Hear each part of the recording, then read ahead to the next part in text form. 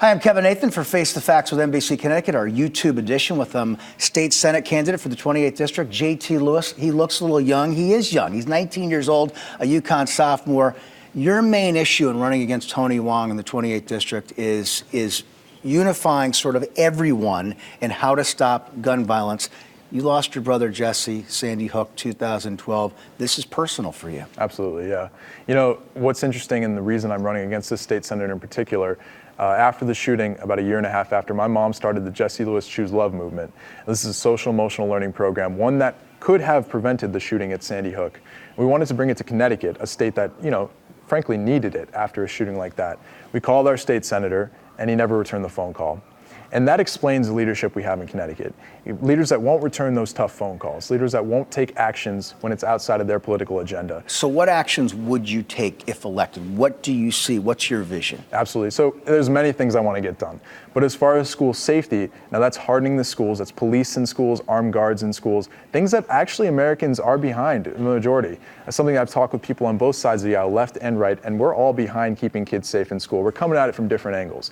That's something I want to address. We're coming at it from different angles. We all want the same thing. We want kids safe in school and people safe in their community. Now we're going to do that through mental health and through hardening schools. The gun control fight is noble, but it's something I've watched on a national level hasn't been done in all those years since Columbine. 20 years we've been fighting for it. Hasn't been done. I want to focus on solutions that we can get done tomorrow. But somebody watching this is going to say, you got to get rid of these assault weapons. I mean, what can be done in less than a minute of time is abhorrent. Right. I mean, so what about that part of the argument? Well, we want to look into that. The way I look at it, that has to be done on a national level, and it's something that hasn't been done. Look, Connecticut can pass all the gun laws we want here in the state, but states around us with weaker gun laws, the guns will flow across the border. You see that in Michigan, you see that in California. These guns are coming over across the border and getting in the hands of bad people in your state, a state with great gun laws. Now, so you essentially think that even if you eliminated all guns, they're still out there illegally, and people are going to have guns. So you're talking about... I'm saying gun legislation is something that has to be done on a national level, or it won't be very effective.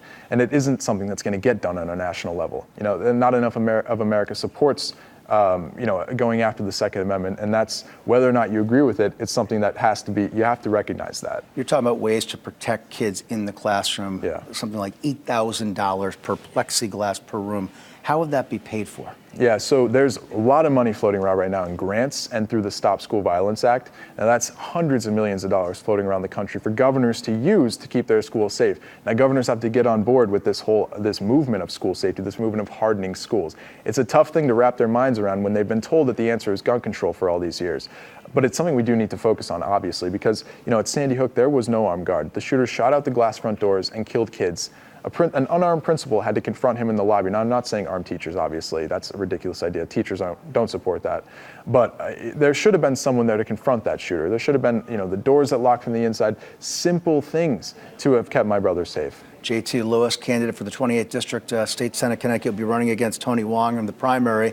Presumably, there could be other candidates. But what makes you think at now 19 years old, going to be a UConn sophomore this fall, that you could win this state Senate seat? Well, I am going to win. And you know what is interesting? A week after I announced, and I'm glad it happened, Senator Hwang got about $80,000 passed in school safety funding for his Fairfield schools, for my soon-to-be Fairfield schools. And it's great to see our leaders finally waking up. Look, it's not enough. It's too little, too late. It should have been done 7 years ago, before Sandy Hook. But it's great to see that my candidacy at just 19 years old is waking up politicians around Connecticut and around the country, frankly. This is a message that's spreading very wide.